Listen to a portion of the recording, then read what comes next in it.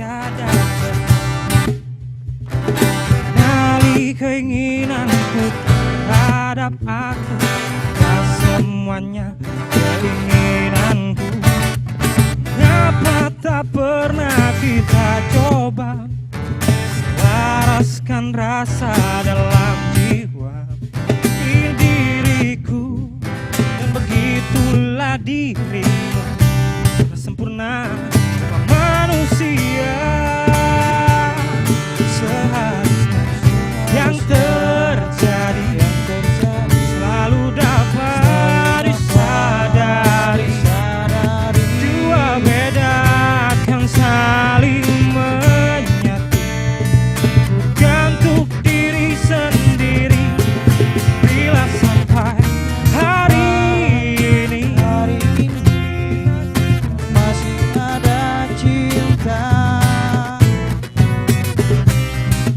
itu semua anugerah yang kuasa. Kenapa tak pernah kita coba selaraskan rasa dalam jiwa ini diriku, dan begitulah dirimu sempurna manusia. Seharusnya yang terjadi selalu dapat disadari. Dua beda akan saling menyatu, bukan untuk diri sendiri. Bila sampai hari ini ada cinta yang membuat kita satu, anugerah yang kuasa. Oh, seharusnya yang terjadi selalu dapat disadari. Dua beda akan saling menyatu, bukan untuk diri sendiri. Bila sampai hari ini masih ada cinta yang membuat kita satu, itu semua anugerah yang kuasa.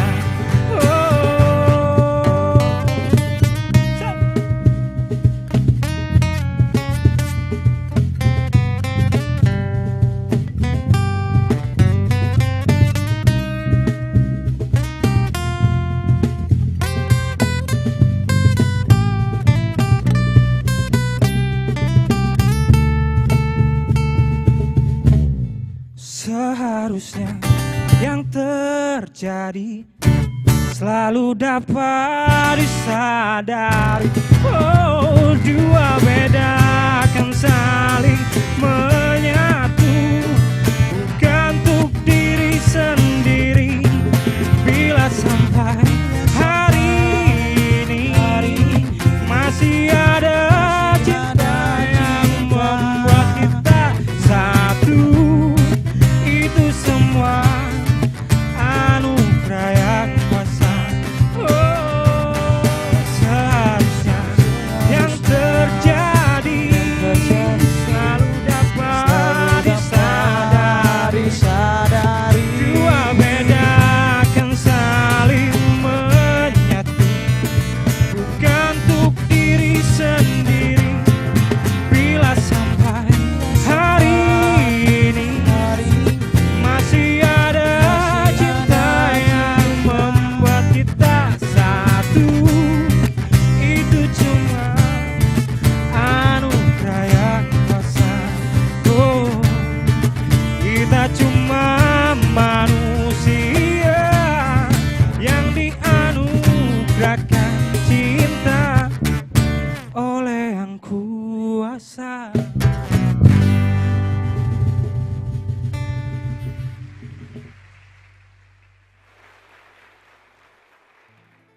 Sudah sewindu ku di dekatmu tiap pagi sepanjang harimu. Tak mungkin bila engkau tak tahu ku menyimpan rasa pendam sejak lama. Setiap pagi ku menunggu di depan pintu, siapkan senyum terbaikmu agar cerah harimu. Cukup bagiku melihatmu tersenyum manis di setiap pagimu, siangmu, malammu. Sesaat dia datang, pesona bagai pangeran, dan beri kau harapan, bualan cinta di masa depan. Kau lupakan aku, semua usahaku, semua pagi kita, semua malam kita. Oh, tak ada lagi ku menunggumu di depan pintu, dan tak ada lagi tutur manis merayumu.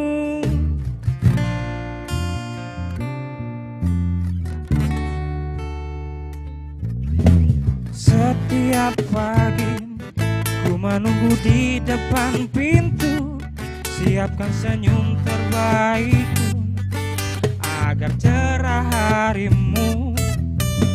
Cukup bagiku melihatmu tersenyum manis di setiap pagimu, siangmu, malammu. Sesaat dia datang, pesona bagai pangeran, dan beri kau harapan, bualan cinta di masa depan. Kau lupakan aku, semua usahaku, semua pagi kita, semua malam kita. Oh, tak ada lagi ku menunggumu di depan pintu, dan tak ada lagi tutur manis merayumu. Oh, tak ada lagi ku menunggumu di depan pintu, dan tak ada lagi tutur manis merayumu. Jujur memang sakit di hati bila kini nyatanya engkau memilih dia. Takkan lagi ku sebodoh ini larut di dalam angan tanpa tujuan. Oh, tak ada lagi ku menunggumu di depan pintu, dan tak ada lagi tutur manis merayumu. Oh, tak ada lagi ku menunggumu di depan pintu, dan tak ada lagi tutur manis merayumu. Sewindu ku di dekatmu ada di setiap pagi sepanjang hariku.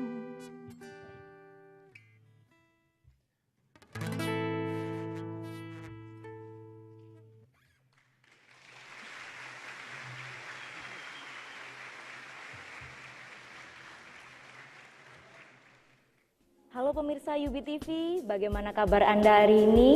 Yubi Talk kembali hadir di hadapan Anda bersama saya, Duyana Anela. Pemirsa, talk show kita pada pagi hari ini telah dibuka oleh band akustik bernama Bravo Akustik dari Fakultas Pertanian Universitas Brawijaya. Pemirsa Yubi Talk, pada kesempatan kali ini, topik yang akan kami angkat adalah tentang perempuan pedesaan, masa lalu, kini, dan harapan ke depan mereka. Jadi pemirsa, keberadaan perempuan di sektor pertanian sudah memang lama. Jadi mereka sangat aktif dalam kegiatan pertanian. Namun di sisi lain ada beberapa masalah atau kekurangan-kekurangan yang masih menyelimuti mereka, sehingga mengakibatkan mereka kurang optimal dalam mengerjakan kegiatan berusaha taninya. Pemirsa, pada kesempatan kali ini, Yubi Talk telah mengundang dua narasumber dari Fakultas Pertanian Universitas Brawijaya. Narasumber pertama kita adalah Dr. Insinyur Yayu Yuliati. Selamat datang Ibu di Yubi Talk. Bagaimana, sehat? Alhamdulillah. Alhamdulillah sehat. Iya. Kemudian narasumber kedua adalah Profesor Dr. Insinyur Kepi Sukesi MS. Selamat datang Ibu. Terima kasih. Bagaimana kabar Ibu hari ini? Alhamdulillah sehat. Alhamdulillah selalu sehat Ibu ya. Insya Allah. Alhamdulillah. Pemirsa, perlu diketahui beliau berdua adalah dosen dari jurusan Agribisnis Fakultas Pertanian Universitas Brawijaya. Kemudian beliau berdua adalah dosen di program Magister Kajian Wanita. Kemudian yang ketiga, beliau berdua adalah anggota aktif dalam Pusat Penelitian Gender dan Kependudukan. Jadi beliau berdua ini adalah narasumber yang sangat aktif dalam gender. Baik pemirsa, langsung saja kita mulai berbincang dengan kedua narasumber yang telah kami undang. Pertanyaan pertama akan saya ajukan kepada Ibu Yayu. Ibu Yayu, bagaimana kondisi pedesaan pada saat ini? Iya, maksudnya kondisi perempuan pedesaan. Iya Ibu. Ya, tentunya kondisi para perempuan pertanian di pedesaan itu semakin lama semakin berubah ya, dibandingkan dengan masa lalu gitu ya. Tetapi yang pasti bahwa perempuan pedesaan atau perempuan di pertanian itu mempunyai 3 kegiatan yang tidak pernah lepas dari mereka. Yang pertama adalah kegiatan rumah tangga mereka ya, yang di dalam studi wanita disebut dengan kegiatan reproduktif atau di ranah atau kegiatan domestik. Yang kedua adalah kegiatan produktif dari mereka ya, yaitu kegiatan pencarian nafkah ya. Kita tahu semua bahwa perempuan di pedesaan itu juga bekerja di sawah, bekerja di ladang, ataupun mungkin kalau di pedesaan pantai ya, mereka ya tentunya tidak ke pantai atau mencari ikan, tetapi dia menerima ikan-ikan yang dihasilkan oleh para suami itu ya. Kemudian satu lagi kegiatan yang pasti mereka lakukan yaitu kegiatan sosial kemasyarakatan ya. Dapat dilihat dari kegiatan mereka di dalam kegiatan PKK misalnya ya, kegiatan pengajian ataupun kegiatan-kegiatan dalam rangka saling tolong menolong ya antar mereka pada saat mereka mempunyai hajat maupun pada saat salah satu dari anggota mereka mengalami musibah dan seterusnya ya. Itu kegiatan pokok perempuan di pedesaan ya. Tetapi dengan berubahnya zaman dan seterusnya, maka kegiatan-kegiatan itu juga semakin berubah ya. Kenapa berubah ya? Salah satunya adalah kepemilikan lahan dari para petani semakin lama semakin sempit ya, sehingga usaha mereka di bidang pertanian itu juga semakin tidak mendapatkan tempat ya, alias betul, Ibu. ya apalagi kalau kita bicara tentang revolusi hijau di bidang pertanian kemarin, banyak sekali perempuan pertanian terutama yang dari kalangan bawah buruh tani itu tidak mendapat pekerjaan sehingga bekerja di kota sebagai pembantu rumah tangga di industri dan seterusnya ya. Itu permasalahan pertama ya. Kemudian ya karena semakin sempitnya tenaga kerja tadi. Kemudian yang kedua juga kayaknya terutama generasi muda ya, baik laki-laki maupun perempuan di pedesaan itu kayaknya tidak tertarik lagi bekerja di pertanian ya, karena menganggap pekerjaan di pertanian itu kotor ya, kemudian berat dan seterusnya ya.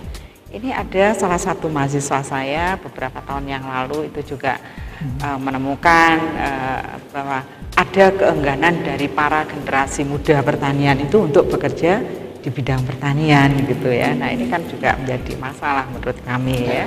Siapa lagi kalau kan kita yang bekerja di pertanian gitu ya. Iya Ibu, benar sekali Ibu. Yang ketiga juga sehubungan dengan itu tadi, kenapa mereka tidak mau bekerja di pertanian selain kotor, juga capek, kepanasan dan seterusnya, juga upah di bidang pertanian itu lebih rendah dibandingkan dengan upah di luar pertanian ya. Lebih baik mereka menjadi buruh pabrik ataupun bekerja di sektor informal di perkotaan gitu ya. Iya Ibu, jadi saya kira itu. Iya, kondisinya ternyata mungkin orang-orang perempuan di pedesaan itu mulai di pertanian itu identik dengan kotor seperti itu ya, identik dengan di sawah gitu ya Bu. Iya, baik. Kemudian untuk Ibu Kepi, menurut Ibu bagaimana karakteristik khas perempuan pedesaan? Seperti apa Ibu? Monggo. Terima kasih. Jadi seperti yang dikatakan Bu Yayu, pedesaan itu di negara-negara berkembang masih identik dengan pertanian. Pertanian identik lumpur tadi ya, kotor gitu. Tapi sebenarnya kalau kita lihat karakternya, memang usaha pertanian usaha yang sangat tergantung pada alam ya. Jadi kondisi cuacanya, kondisi tanah atau sumber daya alamnya, kondisi air ya, ketersediaan air dan sebagainya. Sehingga kalau secara dari segi sumber daya alamnya kita bisa bagi ke dalam bagaimana pertanian sawah, pertanian pegunungan, kemudian perikanan, pertanian berbasis peternakan. Nah, ini yang memberikan warna atau pengaruh terhadap karakter ya, karakter orang desa, karakter petani di desa, dan kemudian karakter perempuan desa gitu kan. Nah, ini kondisi lingkungan ini yang membentuk mereka menjadi berkarakter seperti apa. Misalnya kalau secara umum perempuan-perempuan tani kita itu sudah terkenal sebagai perempuan pekerja keras ya. Iya Ibu, kerasnya bekerja ini juga sangat dipengaruhi oleh kondisi alam. Sebelum nanti kalau sudah berkembang kondisi teknologi tentunya ya. Nah, alam kita, pertanian kita masih banyak bergantung kepada alam. Oleh karena itu kita lihat di pegunungan, tempatnya Ibu Yayu meneliti di Pegunungan Tengger misalnya. Tengger. Itu bagaimana Bromo sana Ibu ya. Iya. Saya melihat banyak di daerah Pujon, Pujon dengan komoditas sapi perah. Itu sejak subuh ya, bangun subuh mereka sudah harus aktif ke lahan, harus naik ya ke pegunungan, harus memerah susu dan lain sebagainya. Sehingga ini yang membangun karakter kerja keras bagi petani perempuan itu bukan sesuatu yang mustahil ya. Jadi itulah karakter nomor satu. Yang kedua tadi dikatakan oleh Ibu Yayu, bekerja di pertanian tidak terlepas dengan bagaimana rumah tangga dan bagaimana masyarakat petani ya. Di rumah tangga perempuan tani kita itulah sebenarnya yang sudah mereproduksi manusia dan mereproduksi sosial. Dia harus menyiapkan makanan untuk yang bekerja di lahan, menyiapkan makanan untuk yang di rumah, anak-anak dan keluarga tani, membuat sehat semua pekerja, membuat sehat semua yang di rumah tangga petani. Nah, ini karakter yang dikatakan oleh Ibu Yayu, karakter reproduktif mereka yang selama ini tidak dilihat oleh pasar ya. Jadi ini tidak dianggap sebagai pekerjaan produktif, tapi pekerjaan tidak berubah ya, unpaid family. pekerjaan keluarga tidak berubah, unpaid family worker, ya itu. Kemudian, nah oleh karena itu kerja keras di luar rumah dan kerja keras di dalam rumah tangga itu sudah menyita banyak sekali waktu dari perempuan tani. Masih ditambah lagi mereka juga aktif di dalam kegiatan sosial kemasyarakatan, terutama yang terkait dengan institusi-institusi pertanian. Ya ini mau tidak mau gitu ya. Tapi karena harus terbagi, akhirnya ya mungkin mereka di sosial keagamaan tadi ya. Ini membangun karakter kebersamaan di antara perempuan tani. Ya, jadi bukan sebagai perempuan-perempuan yang individual yang mereka bekerja sebagai individu-individu petani, tapi kolektivitasnya ya. Karakter perempuan tani kita masih sangat dekat dengan kolektivitas kelompoknya. Jadi saya rasa ini 3 hal yang penting, selain tadi secara spesifik tentunya juga ciri-ciri yang dipengaruhi oleh kelompok umur mereka. Baik melihat petani tua dengan petani muda, perempuan tani tua dengan perempuan tani muda itu sudah beda karakternya ya. Orang tua bekerja dengan, kalau dulu bekerja dengan tangan, petani kita yang perempuan muda dia sudah menggunakan, walaupun sederhana ya, misalnya pergi ke lahan dengan sepatu boot ya, itu kalau untuk daerah pertanian yang orang muda masih mau ke sawah masih mau. Tapi kalau yang perempuan muda sudah banyak keluar desa tinggal petani tua, nah mereka juga tanpa alas kaki itu, tanpa alas kaki, tanpa teknologi yang membantu dalam kerja mereka. Kakinya saja langsung nempel ke tanah. Nyeker ya. Gitu. Nah ini juga perlu kita perhatikan, membuat karakter pekerjaan mereka apakah terbantu dengan teknologi atau tidak. Ya. Ini belum lagi yang karakter budaya. Ya. Kalau di seluruh daerah Jawa saya rasa tidak diragukan lagi bahwa perempuan tani itu pekerja keras itu diperoleh secara turun-temurun dari budaya ya, budaya yang diajarkan oleh orang nenek moyang orang tua mereka sampai ke depan seperti apa. Hanya kemudian memang karakter ini juga sudah banyak berubah sesuai dengan perkembangan zaman, terutama perkembangan zaman, teknologi informasi dan komunikasi. Semua petani sudah memiliki minimal pesawat televisi, mereka sudah tahu bagaimana dunia luar gitu ya. Jadi kalau dulu identik dengan lumpur, sekarang nggak harus ya, gitu. Petani-petani muda ke depan kita mungkin identik dengan petani yang berteknologi, tapi ini harapannya saya rasa seperti itu Bu ya. Iya. Mungkin seperti contohnya hidroponik gitu ya Bu ya. Itu kan yang mungkin tanpa kita nggak perlu kotor-kotor gitu ya Bu ya. Iya. Nah, kalau menurut Bu Kety, ini kan tadi karakteristik khas perempuan desa. Bagaimana kondisi karakteristik perempuan di luar Jawa Ibu? Atau mungkin Sumatera, Kalimantan, atau mungkin bahkan di Papua sana, atau mungkin beda seperti apa Ibu? Ya, ini terkait dengan culture tadi ya. Culture. Itu juga ya, selain kita melihat Jawa dan luar Jawa. Mulai dari Papua, yang Mbak Bella bilang ya. Di Papua pertaniannya masih tradisional dan menggantungkan sepenuhnya dengan alam, dan perempuanlah yang mengerjakan hampir semua pekerjaan pertanian. Biasanya laki-laki di Papua kalau sagu ya, mereka mengambil sagu yang ada di hutan, ketika sagu ditebang itu dikerjakan oleh laki-laki. Tapi sesudah itu yang membelah, yang mengolah, yang memasak sagu ya menjadi siap makanan siap saji, itu semua pekerjaan perempuan. Jadi perempuan Papua itu bekerja dengan fisik yang sangat keras, sangat berat ya ini. Karena alamnya juga seperti itu dan teknologi juga masih sangat kurang. Iya. Ini baru sagu, belum pertanian-pertanian yang lain ya, yang di sayurannya. Alam mereka kaya, tapi memang teknologinya belum cukup membantu untuk mengeksploitasi alam ya. Jadi mereka bertani dengan teknologi yang sederhana dan itu mayoritas dilakukan oleh perempuan. Nah, ini baru Papua. Papua, iya. Kemudian yang lagi yang di luar Jawa lebih banyak berbasis perkebunan memang ya. Jadi ada kebun karet, kebun sawit, ada kopi di Lampung ya. Kemudian tapi juga ada pengaruh budaya seperti misalnya untuk orang Bugis itu perempuan tidak layak untuk bertani, untuk masuk ke lumpur-lumpur, tapi mereka lebih memelihara ulat sutra, gitu ya, semacam itu. Jadi ini pengaruh culture terhadap bagaimana aktivitas perempuan tani di masyarakat Bugis. Kemudian kalau di Padang Nah itu Padang itu kan matrilineal. Oh iya. Jadi justru perempuan yang mengambil keputusan ya. Banyak pekerjaan-pekerjaan penting yang terkait dengan penguasaan lahan itu perempuan banyak berperan di sana.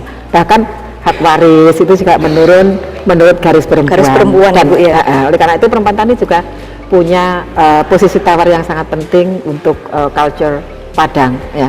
Kalau Jawa kan memang bilineal ya. Jadi tadi setara perempuan dan laki-laki bekerja bersama-sama. Di Madura lagi ya. Madura itu juga sama. Mereka culture-nya kan migrasi. Jadi laki-laki membuka tanah, kemudian perempuan menanam. Ditinggal aja gitu, tinggal bermigrasi artinya untuk mencari penghasilan di luar pertanian, dan kemudian yang merawat, mulai menanam, menyiang, ya semua dikerjakan oleh kaum perempuan. Karena itu kalau bicara peran perempuan di pertanian bukan main ya, bukan main. Sangat luas dan sangat hebat ya Bu mereka ya. Dan variatif ya antara Jawa dan luar Jawa. Oh iya Ibu. Kemudian untuk Ibu Yayu, Ibu, selama ini pertanian didominasi oleh laki-laki. Bagaimana peranan perempuan dalam sektor pertanian, Ibu? Monggo silakan. Iya, ya. Memang dominasi laki-laki pada bidang pertanian itu terlihat jelas pada saat pengambilan keputusan, ya. Tetapi kalau kegiatan itu perempuan tidak kalah. Artinya ada pembagian kerja antara laki-laki tani dan perempuan tani itu hampir seimbang, ya. Coba aja misalnya di daerah persawahan ya, laki-laki mengolah tanah, perempuan menanam, memelihara, mencabut rumput atau menyiang ya, kemudian memupuk juga sampai dengan memanen, yang itu pada saat ini dikerjakan bersama-sama dengan laki-laki. Tetapi dalam hal pengambilan keputusan, misalnya seperti kalau sudah panen ya, mau dikemanakan hasil panen ini ya, kemudian harganya berapa, kemudian dijual di mana dan seterusnya, itu pada umumnya seperti Mbak Nela katakan tadi, laki-laki masih dominan gitu loh ya. Jadi perempuan hanya berperan di dalam kegiatan fisik saja ya, tetapi dalam pengambilan keputusan perempuan masih tertinggal gitu ya. Tetapi hal ini juga seperti Bu Kety katakan tadi, bahwa mungkin tidak semua tempat seperti itu ya. Mungkin di Padang ya tadi yang patrilineal itu mungkin para perempuan sudah mempunyai apa namanya peran juga, posisi juga di dalam pengambilan keputusan. Kalau di Jawa mungkin seperti petani Tengger ya, mereka juga sudah mempunyai setara ya di dalam pengambilan keputusan dalam rumah tangga. Kenapa? Karena hak waris pada masyarakat Tengger itu tidak membedakan antara laki-laki dan perempuan. Gitu jadi ya. mereka punya culture sendiri, budaya mereka sendiri gitu ya. Iya, jadi persis yang dikatakan tadi, bahwa culture di suatu daerah itu sangat mempengaruhi pembagian kerja antara laki-laki dan perempuan di bidang pertanian, terutama dalam hal ini dalam pengambilan keputusan ya. Nah ini sangat penting sebetulnya pengambilan keputusan ini ya. Nah secara umum ya di Indonesia maupun di negara berkembang yang lain itu perempuan hanya mengerjakan, tetapi kalau sudah pengambilan keputusan itu laki-laki yang dominan. Nah, tetap kembali ke laki-laki gitu Ibu. Iya, ini yang dari dulu kami perjuangkan, saya, Bu Kety dan teman-teman semuanya ya, bagaimana perempuan itu supaya meningkat kualitasnya, meningkat jati dirinya, katanya salah satu teman di Sosek yang pernah meneliti tentang hal ini gitu ya. Jadi perempuan itu bukan hanya apa Bu, koncoing wingking. Koncong wingking. Oh, konco wingking gitu Bu ya. Iya. Budaya di Jawa itu mudah-mudahan dulu ya, sekarang enggak ya. Bahwa perempuan itu dikatakan sebagai konco wingking. Konco wingking gitu ya Bu. Tahu Mbak Nela itu konco wingking itu apa? Kayaknya itu cuma taunya di belakang di rumah aja gitu Bu ya. Iya, konco itu teman, wingking itu di belakang, bagi laki-laki. Bayangkan kalau Mbak Nela nanti digitukan sama suami, mau enggak? Jangan Bu, saya enggak mau Ibu. Ya, jadi konco itu seharusnya kan di samping ya, tapi konco wingking ya. Jadi maksudnya kalau ada apa-apa yang tahu duluan si bapak, si laki-laki, tapi perempuan kok iOS gitu ya, karena dia konco wingking gitu ya. Nah, seperti di bidang pertanian ya, penyuluhan pertanian ya, kebanyakan pesertanya adalah laki-laki. Karena seperti Mbak Nela bilang tadi, perempuan tahu apa kan konco wingking, nggak perlu dikasih penyuluhan ya. Padahal si penyuluh atau pemerintah ataupun lembaga yang memberdayakan masyarakat tadi itu sebetulnya tahu ya, kok perempuan itu kerja juga di sawah, di Tegal ya. Seharusnya mereka memberikan pendidikan kepada petani itu tidak pilih-pilih kasih ya. Semuanya harus tetap diberikan penyuluhan gitu Bu ya. Supaya pinter semua, jangan hanya bapak tani aja yang pinter. Ibu tani gitu juga Bu ya. Iya, mengingat bahwa mereka juga terlibat di dalam proses produksi ya. Kalau petani laki-laki dan perempuan sama-sama pinternya, insya Allah produktivitas pertanian juga akan meningkat kan Mbak Nela ya. Iya, baik Ibu, terima kasih. Baik pemirsa, luar biasa sekali perbincangan kita. Namun jangan kemana-mana, tetap stay tune di UB TV.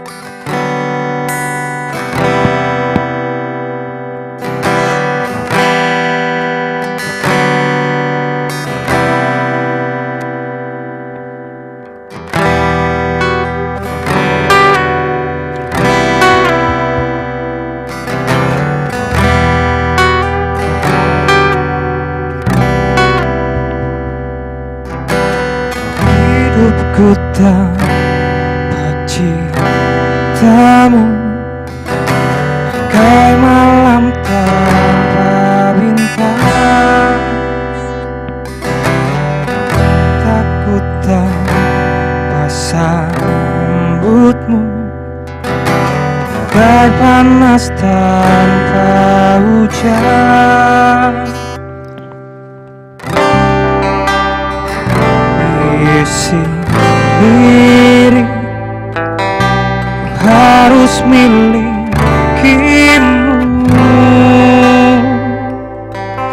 Aku bisa membuatmu jatuh cinta kepadaku, meski kau tak cinta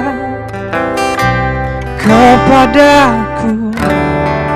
Beri sedikit waktu, biar cinta datang karena telah terbiasa.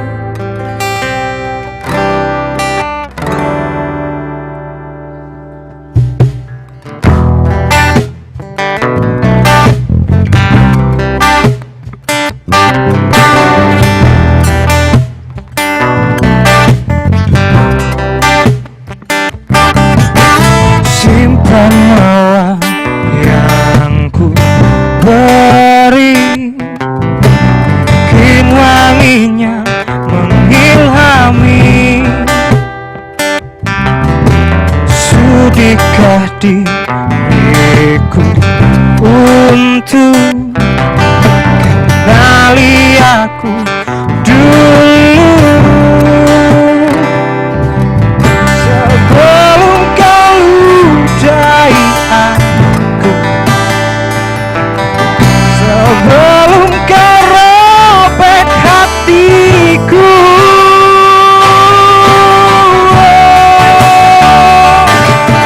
Aku bisa membuatmu jatuh cinta kepadaku, meski kau tak cinta kepadaku. Beri sedikit waktu, biar cinta datang karena telah terbiasa.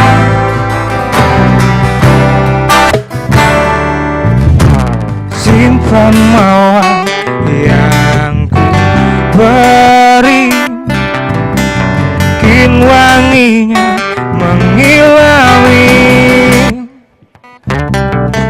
Sudikah diriku untuk kenali aku dulu.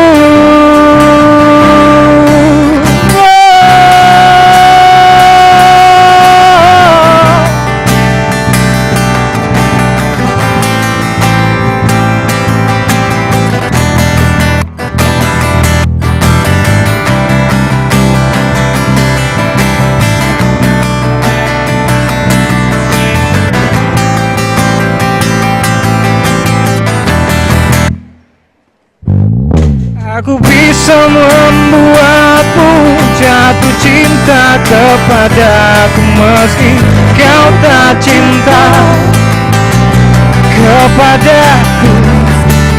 Beri sedikit waktu biar cinta datang karena telah terbiasa. Aku bisa membuatmu jatuh cinta kepadaku meski kau tak cinta.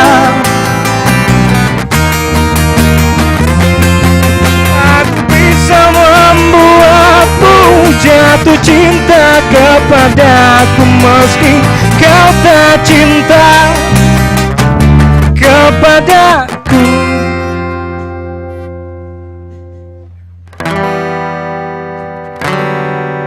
Cintamu kayak malam tak indah.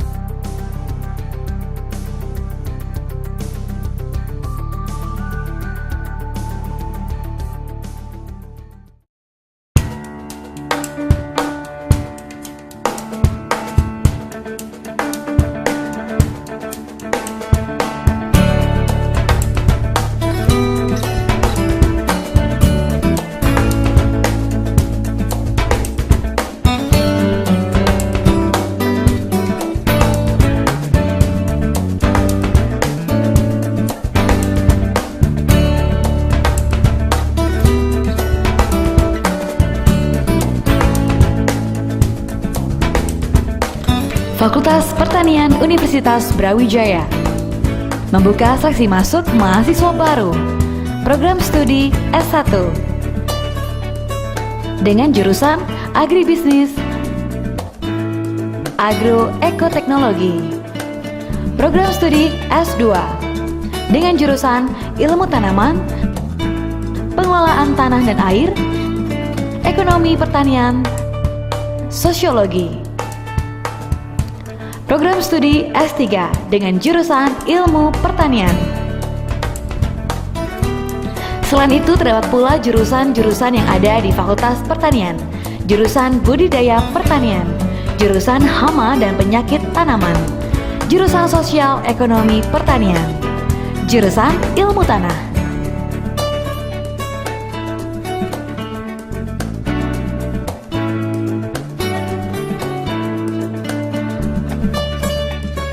Fakultas Pertanian Universitas Brawijaya.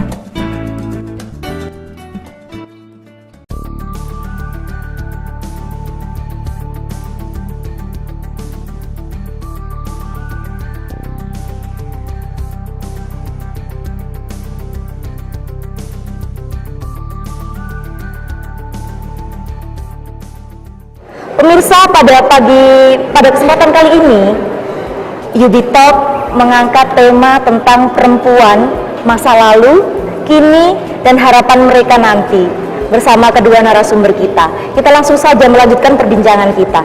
Ibu Kepi, menurut Ibu, bagaimana upaya yang dilakukan oleh perempuan pedesaan untuk survive dalam meningkatkan kesejahteraan ekonomi keluarga? Tadi sudah dijelaskan bahwa banyak sekali permasalahan yang muncul seperti konco wingking. Nah, itu bagaimana Ibu perempuan harus survive? Monggo silakan. Aduh, ini bagus sekali ya. Jadi bagaimana perempuan bertahan hidup ya dalam kondisi pertanian yang pasang surut seperti itu. Kalau kita melihat proses ya dari tahun 70-an ya, lalu ketika pada waktu itu belum ada yang namanya revolusi hijau ya, petani-petani kita bertani secara tradisional ya, mereka bertahan terus mempertahankan kondisi pertaniannya karena itulah yang menjadi tumpuan pangan keluarga tani gitu. Jadi perempuan itu kalau di dalam mitos lama di Jawa, terutama mitos Jawa itu kan diibaratkan sebagai Dewi Sri ya, penjaga lumbung padi gitu. Jadi dekat dengan Dewi Sri gitu.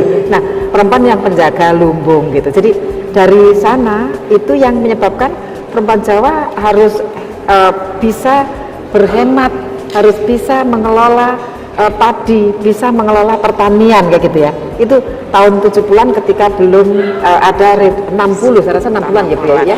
Revolusi hijau, revolusi pertanian itu kan satu upaya untuk memajukan pertanian dengan panca usaha tani namanya. Nah, dengan itu lalu ada perbaikan-perbaikan teknologi. Nah, perempuan yang mempertahankan kondisi pertaniannya tadi ya, tentu saja bersamaan dengan perbaikan-perbaikan usaha tani, ada teknologi mulai dikenalkan, bibit padi yang baru yang kualitasnya lebih baik dan produktivitasnya lebih tinggi sudah dikenal. Lalu, nah di situ perempuan masih terus juga bertahan dengan pertaniannya. Nah, mereka juga cukup luwes mengadopsi teknologi-teknologi baru. Tapi kemudian di akhir tahun 70-an perempuan juga terkena dampak dari revolusi hijau ya, terutama dengan masuknya bibit unggul tanaman padi, itu padinya tuh cebol-cebol gitu Mbak ya. Jadi padi yang dulu sedada perempuan sekarang tinggal selutut perempuan. Nah, lalu tidak bisa lagi menggunakan alat memanen padi yang amiani sudah nggak bisa karena padinya rendah sekali, lalu dengan teknologi sabit ya, perempuan terpinggir gitu. Nah, karena yang pegang sabit adalah laki-laki ya. Nah, keterpinggiran perempuan tidak juga menghilangkan mereka dari sana ya, mereka masih bertahan dengan pekerjaan-pekerjaan yang lain yang bisa dikerjakan, terutama pasca panen ya. Di dalam pasca panen perempuan masih eksis dan itu sampai sekarang ya, isu keterpinggiran perempuan karena teknologi baru masuk itu juga perlu mendapatkan perhatian. Jadi ketika ada teknologi lalu perempuan terpinggir gitu karena teknologinya tidak ramah perempuan gitu. Nah, perempuan melakukan pekerjaan lain terutama di pasca panen, pengolahan, menjemur padi sampai membersihkan padi dan sebagainya. Itu kalau tanamannya padi. Nah, kemudian kebertahanan hidup perempuan itu juga berlangsung terus kira-kira tahun 70-an menjelang 80-an ya. Itu. Lalu sesudah itu mulai ada, kalau saya bilang itu perlawanan perempuan, tapi itu perlawanan yang positif gitu ya. Bagaimana mereka menyikapi kondisi pertanian yang tidak ramah. Dia terpinggir karena teknologi baru tidak untuk perempuan ya dan lain sebagainya. Lalu dia berusaha tetap bertahan juga tidak produktif lagi gitu. Akhirnya perempuan keluar dari sektor pertanian. Apakah mereka bekerja mulai dari bekerja di kota sebagai pekerja urban gitu, sampai dengan mereka meninggalkan desanya dan kemudian pergi di tempat yang jauh ya, menjadi yang kita kenal kok di Jawa Timur TKW ya, atau buruh migran internasional dan sebagainya. Tenaga kerja wanita Ibu ya. Iya, tenaga kerja wanita yang keluar dari pertanian tapi untuk sesuatu yang mereka rasa ini bisa mengentaskan keluarga tani dari kemiskinannya, dari kelaparan dan lain sebagainya, dari untuk pendidikan anak dan lain sebagainya. Dan hasil yang diperoleh oleh para TKW kita itu dikirim kembali ke desa ya, ke keluarganya, dan bisa digunakan untuk investasi di sektor pertanian, membeli mesin-mesin pengolah tepung, mesin-mesin traktor-traktor tangan, pengolah pertanian, sampai juga pengolahan hasil seperti membuka usaha bakery, usaha-usaha berbasis pertanian. Dan itu yang saya bilang perlawanan positif ya, dia harus keluar tapi menghasilkan sesuatu yang itu invest kembali untuk pertaniannya. Nah, ini yang para TKW kita yang banyak berasal dari desa-desa, dan saya pikir ini juga survival mereka, survival strategi dari para perempuan tani ya, untuk bertahan hidup, mulai mempertahankan pertaniannya sampai saya harus keluar dari pertanian tapi hasilnya dikirim kembali untuk investasi di background pertanian dan bahkan di luar pertanian. Itu kira-kira dinamikanya seperti itu deh Mbak. Iya. Jadi para TKW ini ternyata juga luar biasa memperjuangkan hak hidupnya untuk beliau sendiri dan keluarganya itu. Iya. Pertanyaan selanjutnya untuk Ibu Yayu. Ibu, pasti pada perempuan pedesaan ini diberikan pemberdayaan Ibu. Pemberdayaan seperti apa Ibu yang diberikan kepada para perempuan-perempuan pedesaan ini? Silakan. Iya, terima kasih Mbak Nela. Saya kira pemberdayaan terhadap perempuan tani itu sudah cukup banyak ya yang dilakukan di Indonesia, baik oleh pemerintah itu sendiri maupun oleh lembaga-lembaga swadaya masyarakat ya. Kalau pada pemerintah sendiri, misalnya pada saat ini kita mengenal program PNPM ya, Program Nasional Pemberdayaan Masyarakat, dan salah satu program atau subprogram yang ada di PNPM adalah pemberian kredit misalnya kepada perempuan pedesaan ya. Nah, maksud daripada pemberian kredit ataupun simpan pinjam tadi adalah tentu saja untuk meningkatkan produktivitas mereka ya. Jadi bisa dijadikan modal di dalam dia berusaha, baik di dalam usaha tani maupun di luar usaha pertanian, tetapi masih pada skup pertanian karena di pedesaan gitu ya. Nah, itu saya kira sudah mulai tahun berapa Bu Kepi? 2009 kalau nggak salah ya. Masih berjalan Ibu ya? Masih berjalan. Walaupun ya tentunya program itu tidak 100% berhasil mungkin berjalan, masih banyak seperti biasalah, tidak semua program pemerintah maupun program pemberdayaan kita terhadap petani terutama perempuan itu bisa mulus gitu ya Mbak. Banyak sekali kendala-kendala yang harus kita dalami lagi, kita tingkatkan lagi gitu kualitasnya gitu saya kira. Iya Ibu.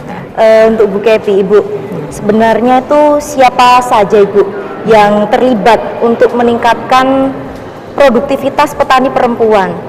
Sebenarnya tuh siapa saja Ibu yang harus ikut andil? Harusnya gitu ya. Memang kalau pemberdayaan diri itu perlu ya, self empowerment. Jadi bagaimana si petani itu dia harus memberdayakan dirinya gitu ya, itu perlu. Tapi kan karena keterbatasan tadi, maka ya tentu yang pertama diharapkan bahwa unsur government ya, pemerintah terkait dengan sektor pertanian. Jadi mulai dari dinas pertanian, kemudian kalau pertanian itu dari hulu sampai hilir ya, di hulunya produksi dinas pertanian, lalu di hilirnya industri dinas perindustrian, perdagangan. Di tengah-tengah ini perlu transportasi, perlu sarana-sarana, semua dinas terkait saya rasa juga bertanggung jawab tentang bagaimana memajukan perempuan tani ke depan. Dan selain itu juga kelembagaan baik itu formal maupun non formal terkait lembaga, terutama lembaga-lembaga lokal ya, apakah kelompok-kelompok tani ya, kemudian paguyuban tani, kemudian stakeholder yang terkait ya, kalau di pertanian pengusaha ya, pupuknya, alat-alat pertanian, alsintan ya, ini yang para stakeholder yang hendaknya terkait satu sama lain untuk membentuk satu sistem, dan di dalamnya bagaimana memberdayakan perempuan tani tadi. Dan yang tidak kalah pentingnya di ujung tombak itu memang lembaga pasar Mbak lembaga pasar atau pemasaran hasil-hasil pertanian ya.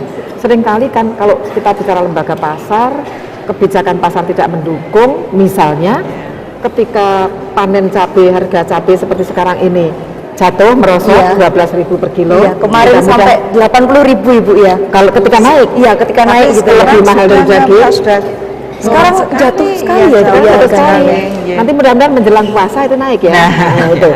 Ketika jatuh 12.000, ketika naik sampai lebih mahal dari daging ya, 80.000, daging 60.000 ya. Nah, ini fluktuasi harga ini yang tidak menguntungkan untuk petani. Oleh karena itu saya pikir lembaga pasar ini juga harus betul-betul terpadu di dalam menangani ke depan bagaimana memberdayakan petaninya, termasuk di dalamnya adalah petani perempuan. Gitu. Ya, dari ini semua pihak lah ya. Jadi memang semua pihak harus saling bersama-sama, bekerja sama, saling bertukar pikiran untuk memajukan para perempuan ini, Bu ya.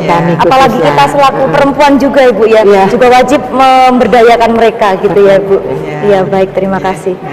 Kemudian kembali untuk Ibu Yayu.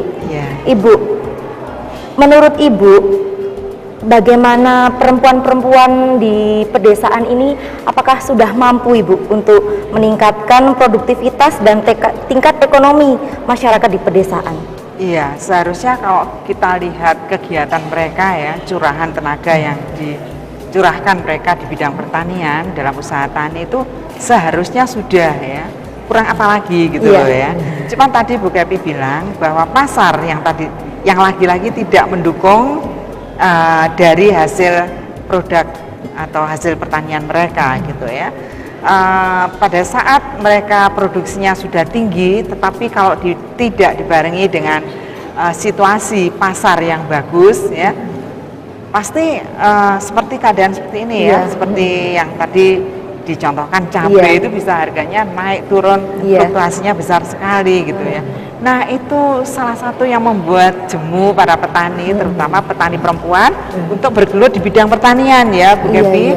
Sehingga seperti Bu Kepi tadi ya, kalau mengandalkan pemerintahan saja dengan program-program pemberdayaannya itu mungkin nggak cukup gitu ya, sehingga mereka jalan pintas ke luar negeri ya, bekerja ke luar negeri sebagai TKW ya. Nah mudah-mudahan TKW kita semuanya bagus keadaannya ya, tapi kita kalau lihat di media massa kondisi TKW kita itu kan ada yang tidak bagus gitu ya. Nah itulah yang perlu mungkin kita pikirkan bersama Bu Kepi ya, bagaimana ini ya. Sebetulnya ya tidak kurang lah pemerintah itu di dalam memberdayakan masyarakat itu seperti itu ya. Cuman lagi-lagi mungkin kalau menurut saya mungkin pelaksanaan yang ada di lapang itu yang kurang ya, dari beberapa hasil penelitian kami seperti itu Mbak Nana. Ujung tombak tadi ya. Iya, ujung tombak. Di itu kopis tidak dipanen ya. Kopis yang ditanam di atas gunung itu nggak dipanen oleh petani karena ongkos manennya lebih mahal daripada dibandingkan harganya gitu loh ya. Nah, ini sering terjadi seperti itu Ibu ya, kondisinya pertanian ya, kondisi pertaniannya ya. Iya. Memang seharusnya ada lembaga-lembaga yang harus melindungi mereka seperti itu Ibu ya. Iya, lembaga pasar itu kayaknya klasik sekali ya permasalahan pasar bidang pertanian itu ya. Ya, baik Ibu. Kita menuju ke pertanyaan selanjutnya untuk Ibu Kepi. Ibu, menurut Ibu bagaimana solusi yang ditawarkan untuk perempuan pedesaan sehingga mereka dapat meningkatkan kesejahteraan ekonomi keluarganya, bahkan dapat meningkatkan ekonomi negara? Monggo silakan Ibu. Itu ya. Kalau harapan kita semua ya, ini memang permasalahan yang harus dipecahkan, tapi memang tidak semudah membalik telapak tangan. Oleh karena itu mungkin ada solusi praktis, ada solusi strategis gitu ya. Kalau yang strategis yang berjangka panjang, walaupun itu klasik ya, memang pendidikan untuk perempuan tani itu masih sangat diperlukan. Kalau mungkin diperluas pemberdayaan barangkali ya, pemberdayaan untuk perempuan tani itu masih sangat-sangat diperlukan ya, karena kalau pendidikan kita fokuskan pada sesuatu yang formal, ini bagaimana kita mendidik anak-anak petani ya untuk kelak ke depan menjadi penerus bangsa yang harapannya masih mau mengembangkan pertaniannya ya. Indonesia kan ironis ya, kita punya areal pertanian yang sangat potensial, yang luas sekali, tapi segala sesuatunya belum diolah secara optimal. Beras masih impor, gula masih impor, kedelai masih impor, ya. Buah-buahan ini jangan dibanjiri oleh buah-buah impor dari Cina ya Bu. Cina ya, kita sudah kalah jauh. Nah ini harapannya ke depan kita mesti mendidik ya petani, keluarga-keluarga tani muda ke depan agar bisa lebih menjadi petani-petani yang berpendidikan, yang bisa menghasilkan teknologi sesuai dengan kebutuhan mereka, seperti petani-petani di Jepang, mereka petani tapi pendidikannya S2 ya, sehingga luar biasa sangat inovatif gitu kan, inovatif gitu, ada ide-ide baru, ada teknologi baru yang dihasilkan. Ini masih klasik strategis pendidikan dan pemberdayaan. Kemudian untuk secara praktis barangkali di beberapa daerah tadi seperti saya bilang bahwa teknologi pertanian yang tepat guna dalam hal ini teknologi pertanian yang ramah gender jadi yang ramah perempuan, yang tepat untuk perempuan, yang menolong beban kerja perempuan ya, ini masih sangat diperlukan karena kondisi pekerjaan di pertanian yang tadi ya, supaya tidak identik dengan lumpur, supaya menarik, kita ke depan harus tampil dengan teknologi yang menolong beban kerja mereka ya. Itu menanam dengan membungkuk ya. Itu kalau bagi perempuan tani kan posisi menanam yang sangat tidak ergonomis ya. Dia nanti di masa tuanya akan bungkuk, osteoporosis dan lain sebagainya. Saya pernah mencoba menanam membungkuk sambil mundur gitu ya. Oh, nah, tandur itu ya. Tandur. Nah, itu kan sangat lelah ya. Dan ini teknologi yang ramah perempuan, yang ergonomis ya, yang membantu, dan ada itu kan di luar negeri nggak harus seperti itu gitu kan ya. Dan bagaimana kita tolong, tapi juga jangan meminggirkan perempuan. Ketika teknologi masuk, lalu perempuan yang sudah turun temurun pekerjaannya menanam, buruh tani ini jangan kehilangan kesempatan kerja. Ya. Oleh karena itu tadi ada pendidikan, pemberdayaan, dan kemudian teknologi tepat guna untuk perempuan atau yang ramah gender. Dan yang terpenting nih sebagai payungnya adalah adanya satu kebijakan dari pemerintah yang melindungi pertanian pada umumnya dan secara spesifik juga melindungi perempuan tani ya. Contohnya kebijakan harga, ada harga dasar, ada harga atap ya, door price lagi, selling price dan floor price ya. Harga atap dan harga dasar. Harga dasar itu penting supaya nggak naik turun. Itu kebijakan macam-macam ya. Kebijakan untuk petani perempuan bahwa sekarang kan ada pengaruh utamaan gender ya untuk pertanian. Ini kan kebijakan bagaimana memperhatikan isu gender, memperhatikan aspek gender dalam bidang pertanian itu secara konsekuen dilaksanakan dengan benar ya. Ini saya rasa pikiran-pikiran saya tentang solusi baik jangka pendek maupun ke depan kira-kira yang bisa dilakukan.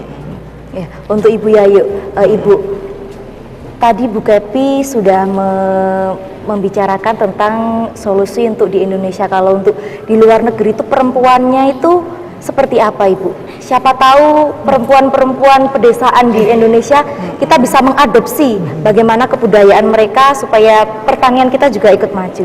Monggo Ibu silakan. Terima kasih ya.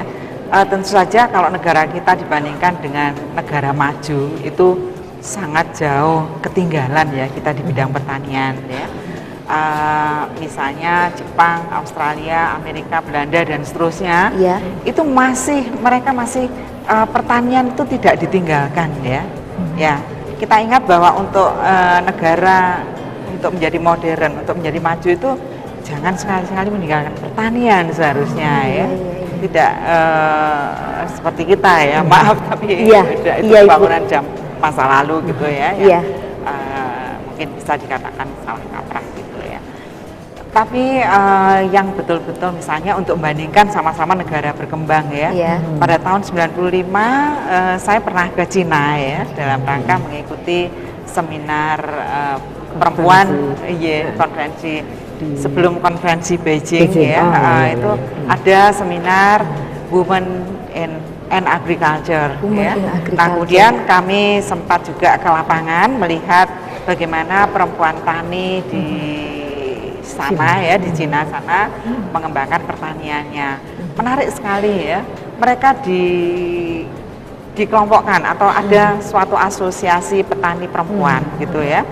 Nah, kemudian selain mereka memproduksi pada waktu itu yang kami lihat kebetulan adalah sayur-sayuran gitu ya.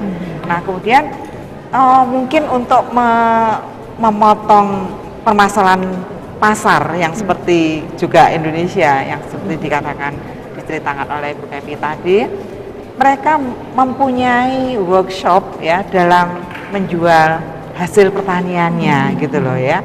Jadi pada saat itu tahun 95 mereka sudah seperti itu, punya gagasan ide seperti itu.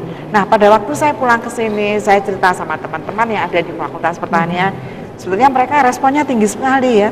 Sebetulnya kita bisa ya, walaupun tidak di pinggir pedesaan, okelah kita sebagai dosen di Fakultas Pertanian yang perempuan, itu kita membina misalnya masyarakat atau pertanian di sekitar Malang ya, kita bikin workshop atau bikin tempat di kampus aja ya. Pertama yang membeli kita sendiri gitu ya, kemudian nanti bisa berkembang Mahasiswa. pada masyarakat mahasiswa, kemudian pada masyarakat luas. Nah sayangnya ide-ide seperti itu sampai sekarang itu tidak berkembang gitu loh ya. Ya itu sayang sekali. Sebenarnya kami berdua dan teman-teman di Fakultas Pertanian tuh mempunyai banyak sekali mimpi terhadap perempuan tani, perempuan pedesaan gitu ya, mengingat kondisinya kok sampai sekarang itu masih seperti itu gitu ya. Nah itu ya selain mimpi-mimpi di bidang pertanian lain, antara lain juga misalnya kalau ngajar di kelas di sosiologi pertanian tuh misalnya saya tanya ya dalam misalnya pada bahasan kita tentang kebudayaan, kalian tahu nggak ani-ani? Pada nggak tahu gitu loh ya. Nah oleh karena itu mungkin museum pertanian di Fakultas Pertanian itu harus ada seharusnya ya untuk pembelajaran kita ya. Mana teknologi untuk kembali kalau teknologi untuk laki-laki, teknologi untuk pertanian yang seperti Profesor Kepi katakan tadi, perkembangan teknologi di bidang pertanian jangan sampai meminggirkan perempuan dari pekerjaan semula ya. Artinya harus ramah terhadap perempuan ya dari aspek atau perspektif gender atau perempuan dalam hal ini harus diperhatikan supaya perempuan tani itu tidak berlumpur-lumpur sehingga mereka malas. Siapa lagi kalau bukan petani, bukan kita sebagai orang-orang yang bergelut di pertanian ya. Kita tuh makan dari pertanian loh Mbak ya, nggak mungkin kita impor terus dengan seperti itu. Jadi gitu ya. memang seperti itu ya Bu, seharusnya perempuan pedesaan masa kini gitu ya. Baik pemirsa, terima kasih sudah 60 menit kita bersama. Terima kasih Ibu Kepi, terima kasih Ibu Yayu, semoga kita dapat berjumpa kembali. Terima kasih kepada pemirsa telah bersama kami selama 60 menit. Sebelum talk show ini kami tutup, akan ada persembahan spesial dari band Bravo Akustik dari Fakultas Pertanian Universitas Brawijaya. Terima kasih, UBTV, be the best.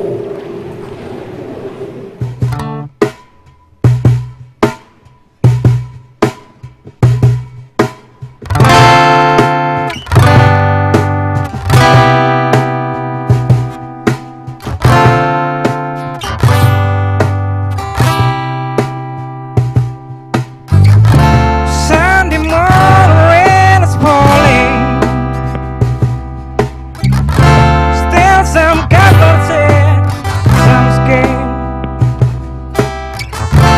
Scored something as the moment unforgettable. The twist with the morning light. But things just get so crazy, feel like I know what to do.